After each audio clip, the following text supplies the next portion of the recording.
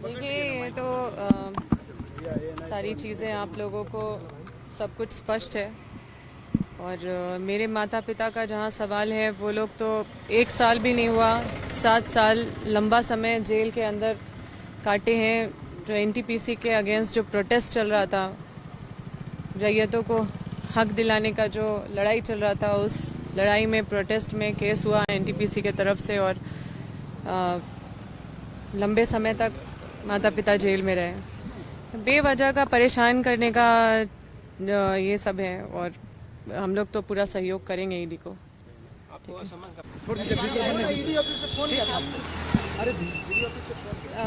पिताजी हैं, उनके लिए खाना लेके जा रहे हैं।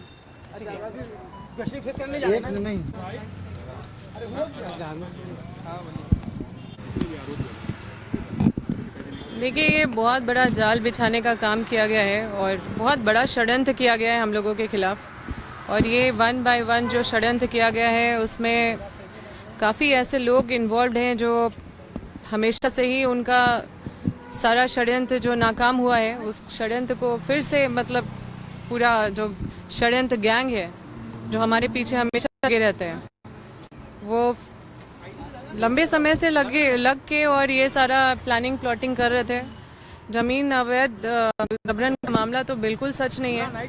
वो अगर किसी का पैरवी करें, किसी को अगर हम लोग ये कह दें कि हम तुम्हारे साथ हैं, तो इसका मतलब ये नहीं होता कि हम उसके इंटरेस्ट में हम लोग भी उसमें शामिल हैं।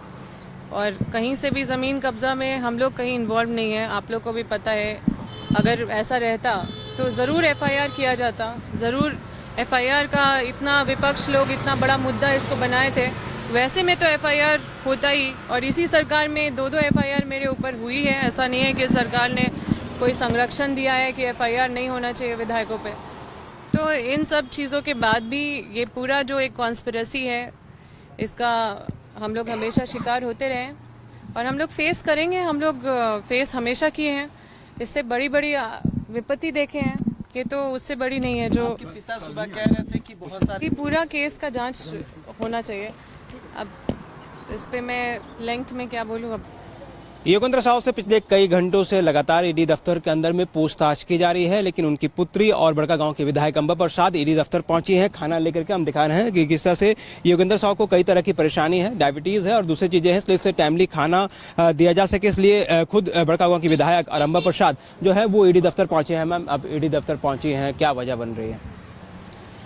एक दवाइयाँ हैं जो समय से खाना पड़ता है पिताजी को, और डायबिटिक है, तो खाना भी लेके आए हैं। क्योंकि जितने भी लोग आज तक गए हैं तो उनको थोड़ा सा पानी बस दिया जाता है सुबह से रात तक, तो वो उनके सेहत के लिए ठीक नहीं है। कई तरह के आरोप हैं आप लोगों में लगे, जबरन कब्जा, जमीन कब्जे को लेकर कई तरह के, किस तरह से देख रही हैं इस सारी चीज़ों को? देखिए, खुद अंबा प्रसाद पहुंची हैं खाना लेकर। हालांकि सिर्फ खाना देने के लिए कहा जा रहा है, लेकिन अंबा प्रसाद चाह रही थी कि वो खुद से खाना लेकर के जाएं अपने पिता के लिए, और वो खाना जो है और दवाइयाँ जो हैं, ज़रूरी चीज़ें जो हैं वो खुद यहाँ पर लेकर के पहुँची थी। और प्रयास ये किया जा रहा था कि अंबा प्रसाद खुद अंदर जाएं और अपने पिता को खाना दे करके वापस लौटे, लेकिन गेट से सीआईएसएफ के जो जवान हैं उनको मैसेज दिया गया है कि वो जो खाना और दवाइयाँ जो लेकर के पहुँची हैं, उनके जो है वो सारी चीज़ें जो हैं वो जानकारी जो है वो दे दिया जाए, और वो सारी चीज़ें जो हैं वो लेकर के अब अंदर गई हैं। अभी हमसे जब बातचीत हो रही थी तो साफ तौर से अंबा प्रसाद ने कहा है कि जबरन जमीन कब्जे से लेकर के कई तरह के जो आरोप हैं वो बेबुनियाद है, बेवजह चीज़ों को परेशान करने के लिए किया जा रहा है। आने वाले दिनों में कई चीज़ें हैं जो स्पष्ट रूप से क्लियर होंगे, इसलिए आने वाले दिनों का इंतजार लोगों को करनी चाहिए। अंबा प्रसाद अपने ऊपर लगे तमाम आरोपों को खारिज करते हुए नजर आए। कैमरामैन देवाशीष के साथ मोहम्मद इमरान, न्यूज़ 11 भारत, रांची।